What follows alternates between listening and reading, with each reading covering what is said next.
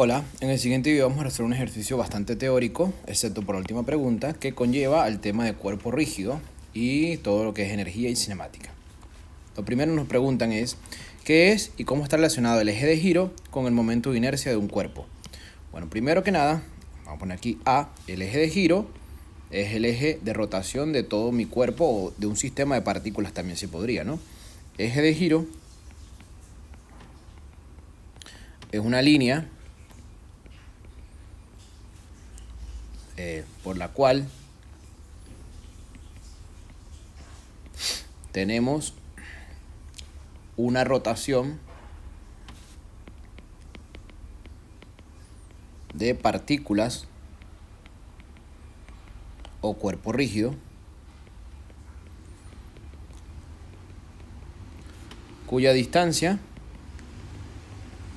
siempre es perpendicular al mismo. Siempre se mide perpendicular.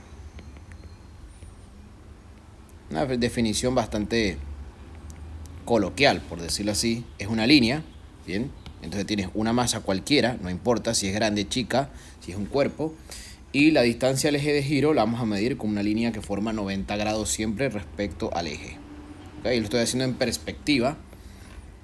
Esto va a tener una ómega de rotación y todo esto va a girar alrededor de ese eje. ¿Okay? Entonces vamos a colocar un sistema de referencia en coordenadas cartesianas y en 3 dimensiones. Imagínense que este es X y Z. Bien. Entonces ese sería nuestro eje de giro. Ahora, ¿qué relación tiene con el momento de inercia de un cuerpo? La definición de momento de inercia es la integral de ese eje, esa distancia R, que vamos a llamar, vamos a ponerle aquí una R chica, por diferencial de masa. Esto es para cuerpos continuos.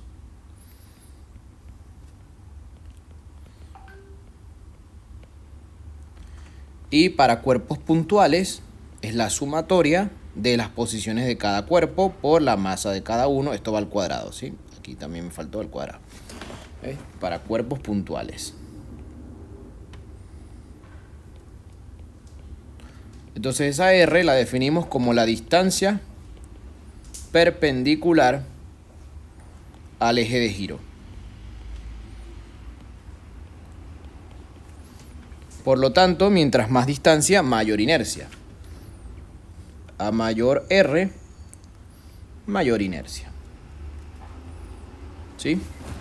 Importante es que la inercia siempre está medida respecto a ese eje. Entonces vamos a poner una P aquí, que sería la posición del eje perpendicular a este plano, ¿no? Sería, esto es P, todo esto. ¿Sí? El R se mide desde P. RP. Importantísimo. Bueno, eso es toda la definición del A. Vamos con el B. Si se toma un disco, una esfera, un anillo que tiene la misma masa y el mismo radio, misma masa, el radio no es lo mismo que esto, cuidado, y se considera la rotación de los 3 cuerpos alrededor de un eje perpendicular al plano del disco y el anillo y que pase por el centro de cada uno de los cuerpos, ¿se puede decir que los 3 van a tener la misma inercia? No. Porque cada cuerpo, ¿verdad? Vamos a hacer un dibujo para que entiendan. A ver, sería esfera, disco y anillo, ¿no? Esfera, disco y anillo. Cada cuerpo está distribuyendo su masa de forma distinta. Esfera, disco y anillo. Entonces aquí tenemos la esfera, disco, el anillo es lo más delgadito. Al anillo le vamos a hacer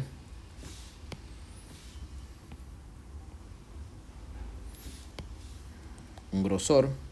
El radio es muy pequeño, tiene el mismo radio para todos, esto es R.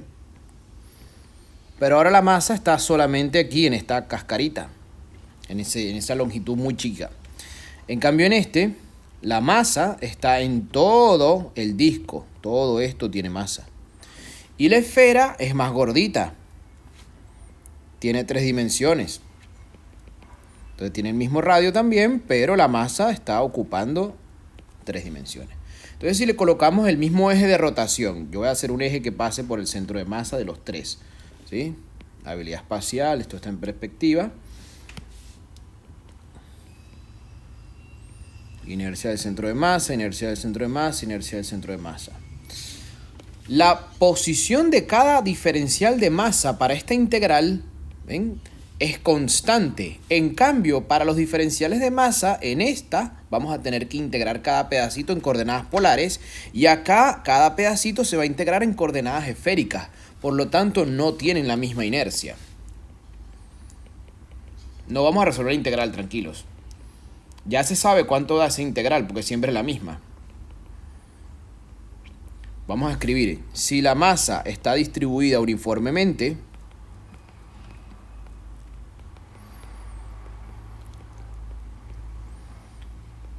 la inercia de la esfera es 2/5 de mr cuadrado cuando es alrededor de su centro de masa. La inercia del disco es mr cuadrado sobre 2 alrededor de su centro de masa. Y la inercia del anillo o aro muy delgado es mr cuadrado. ¿Sí? Parece ilógico que este sea menor. Sí, ¿por qué? Porque en realidad toda la masa, que es la misma, está distribuida en el borde. Entonces este número es más grande porque está toda la masa más lejos. Aquí la masa está repartida desde el centro, por eso este número es más chico. Estos tres resultados, chicos, es como si hubiera resuelto esta integral y ya yo sé cuánto da. La primera se hace en coordenadas polares, donde el radio es constante. La segunda se usa coordenadas también polares, pero de área, porque tienes plano. Y aquí serían coordenadas esféricas en volumen. No hace falta que la resuelvan, se pueden aprender los resultados de memoria para masa distribuidamente uniforme. Y luego vamos con la C, que les dije que ahí sí vamos a calcular alguna cosita. Una esfera maciza se hace bajar rodando sin resbalar. Perdón, me dieron unas ganas de toser de repente. Una esfera maciza se hace bajar rodando sin resbalar, sucesivamente por dos planos distintos, que tienen la misma altura pero distinta inclinación respecto de la horizontal. Llegará a la base los dos planos con la misma velocidad. ¿Tardará el mismo tiempo en ambos casos? Bueno, vamos a hacer un dibujo y los cálculos pertinentes. Es la misma esfera, pero con ángulos distintos. O sea, yo tengo acá una esfera que va cayendo. No hace falta que hagamos dos dibujos porque le vamos a colocar un ángulo genérico y vamos a ver la relación que tiene esta bajada con el ángulo. Entonces, supongamos que cae desde una altura h inicial. Este sería el inicio. Esa altura la vamos a medir con el centro de masa. ¿Ok? Y después va a quedar aquí en el punto final, donde ahí vamos a tomar altura 0 cuando llegue a ese lugar. El centro de masa llegó a 0. Vamos a colocar aquí. Altura de referencia 0. Esa pelotita viene rodando. Debe tener una rotación omega.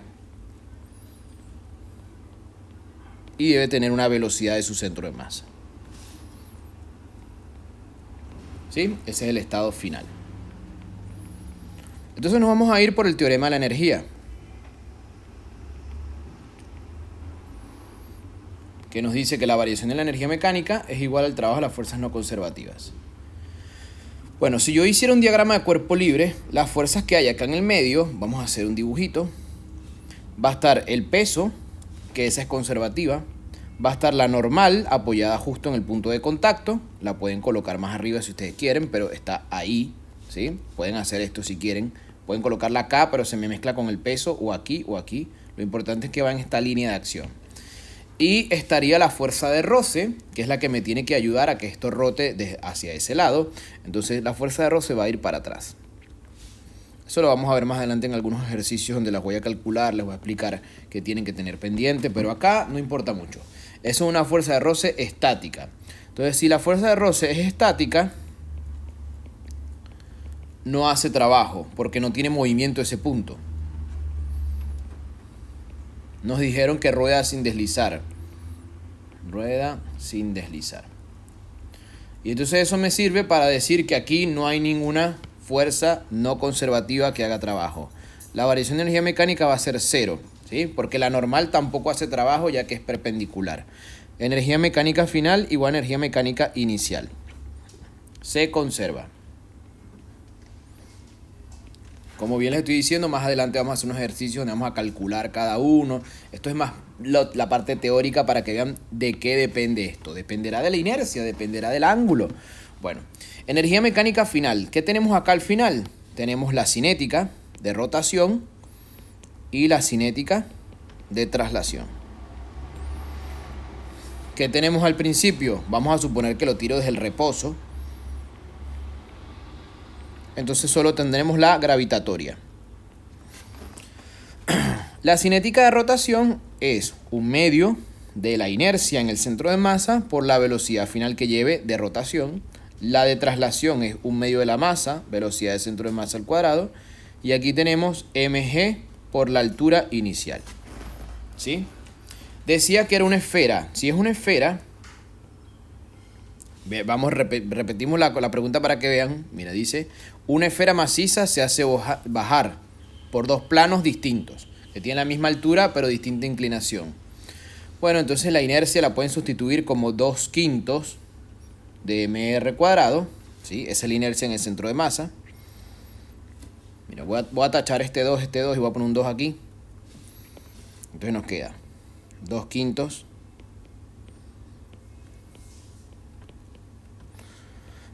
y aquí queda m, velocidad de centro de masa al cuadrado, 2mg.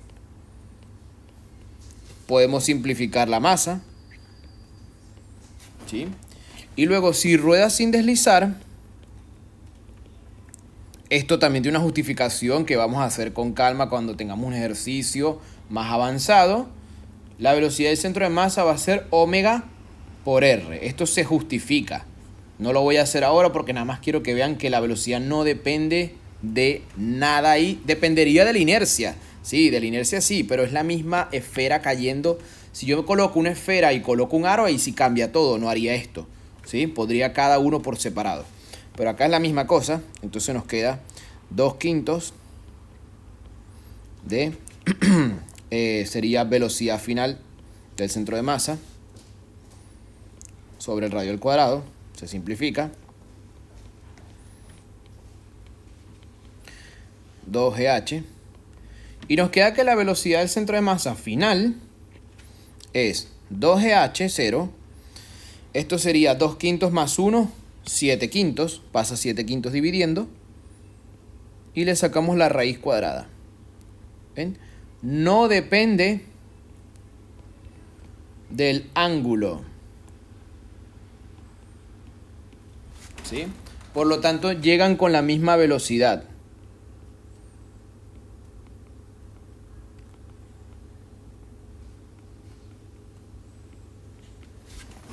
Ahora, ¿será que van a llevar la misma aceleración? Bueno, si ustedes hacen la sumatoria de fuerzas en el eje X horizontal, así inclinado, torcido, la aceleración es responsable por el peso y la fuerza de roce, ¿sí? Podemos hacer sumatoria de fuerzas en este eje X. Y eso me da la aceleración para cualquiera de los dos diagramas porque van a ser idénticos. Vas a tener el peso, la fuerza de roce, no te lo va a cambiar, tienen la misma aceleración. Y me preguntaron por el tiempo. Bueno, el tiempo sería utilizar esta fórmula. Velocidad del centro de masa final igual a velocidad inicial del centro de masa, que dijimos que parte del reposo, más aceleración por tiempo. Si este diagrama va a ser el mismo para cualquier pelota, lo que va a cambiar sí es el peso. Ahí miren, en esta nos tendieron una trampa. Vamos a hacerlo en la otra hoja porque eso es importante. Copy, lo hacemos aquí. Sacamos la aceleración. Les dije que iba a colocar un sistema de referencia con la X para este lado. ¿Sí? Bueno, teníamos la fuerza de roce y teníamos el peso y la normal.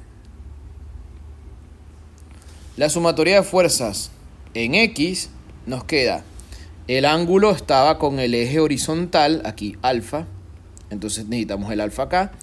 Este cateto sería el seno, P por el seno de alfa, menos la fuerza de roce, igual a masa por aceleración del centro de masa.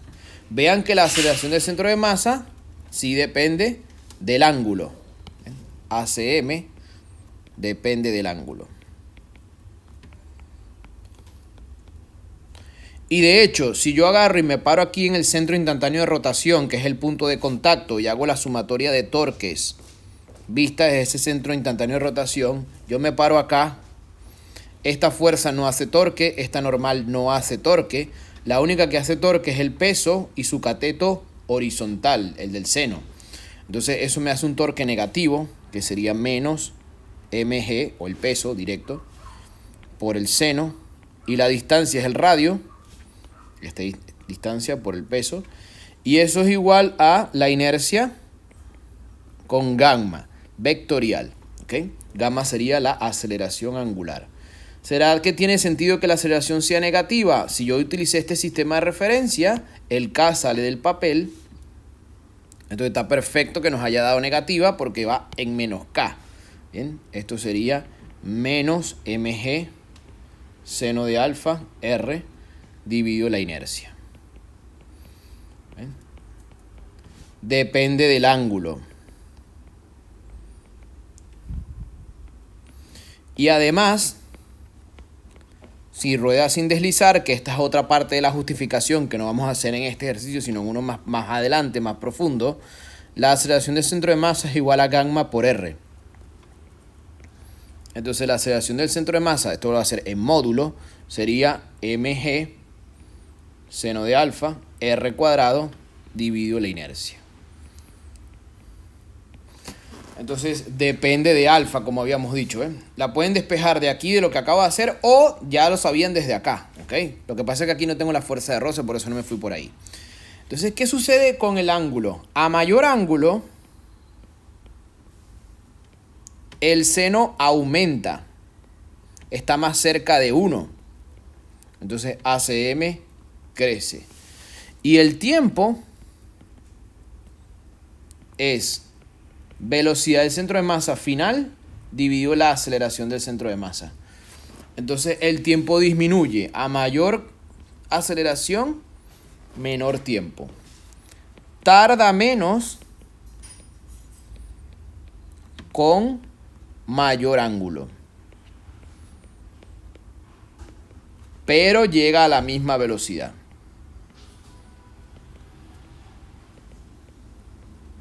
Y eso sería todo para este ejercicio. Bien teórico, como les digo, las justificaciones me las salté, pero lo vamos a aprender más adelante en los siguientes videos con producto vectorial, mano derecha, un sistema un poquito más adecuado, porque aquí puse el sistema que me provocó y por eso me quedó negativa. Si lo hubiera colocado con el sistema al revés a favor de la rotación, me hubiera quedado positivo y es mucho más útil para resolver un ejercicio de verdad con números. Por ahora, bueno, esto es lo que quería que ustedes entendieran y eso es lo que nos pidió el ejercicio. Si les gustó, denle like. Nos vemos en el próximo video. Chao, chao.